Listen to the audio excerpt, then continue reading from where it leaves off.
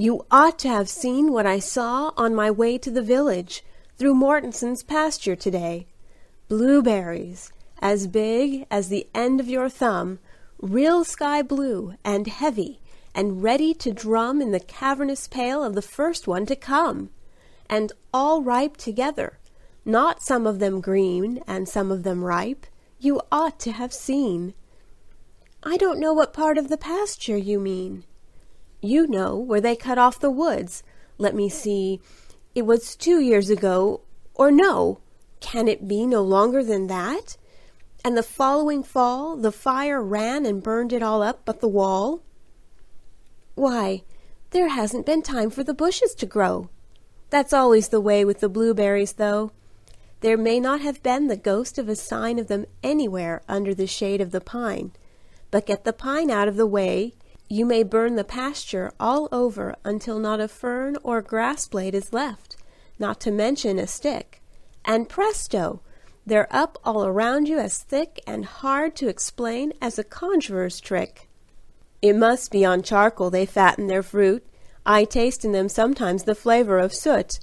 And after all really they're ebony skinned, the blue's but a mist from the breath of the wind, a tarnish that goes at a touch of the hand, and less than the tan with which pickers are tanned. Does Mortenson know what he has, do you think? He may and not care, and so leave the chewink to gather them for him. You know what he is.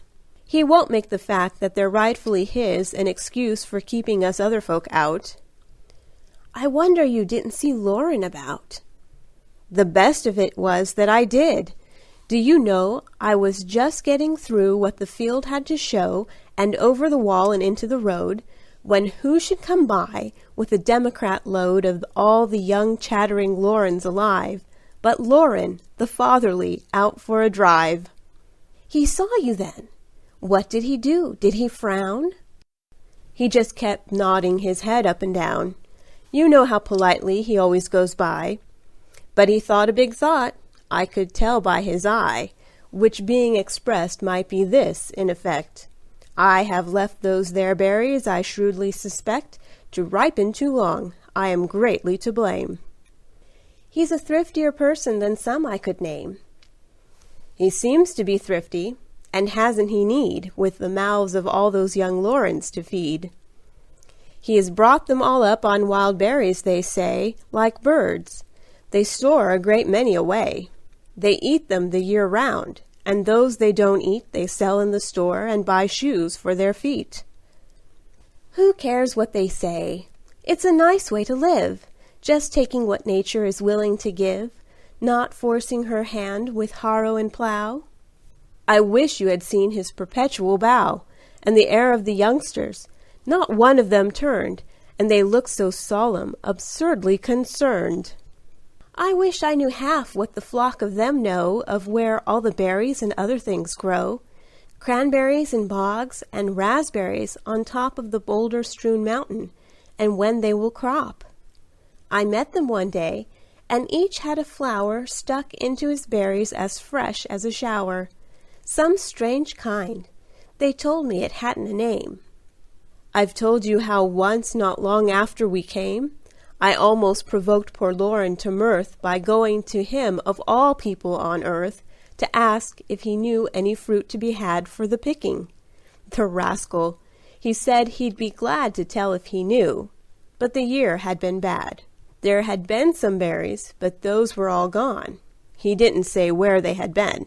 He went on, I'm sure, as polite as could be. He spoke to his wife in the door. Let me see. Mame, we don't know any good berrying place. It was all he could do to keep a straight face. If he thinks all the fruit that grows wild is for him, he'll find he's mistaken. See here, for a whim, we'll pick in the Mortensons' pasture this year.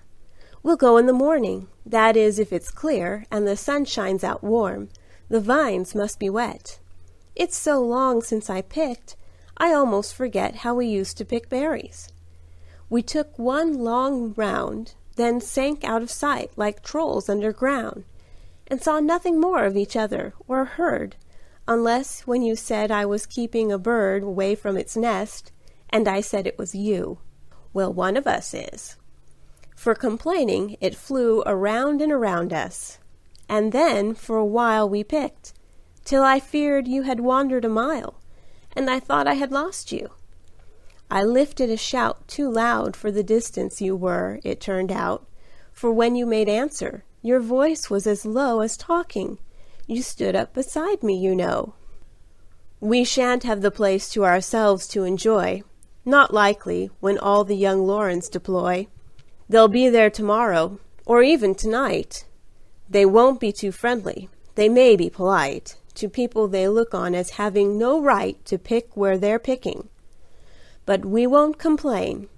You ought to have seen how it looked in the rain, the fruit mixed with water in layers of leaves, like two kinds of jewels, a vision for thieves.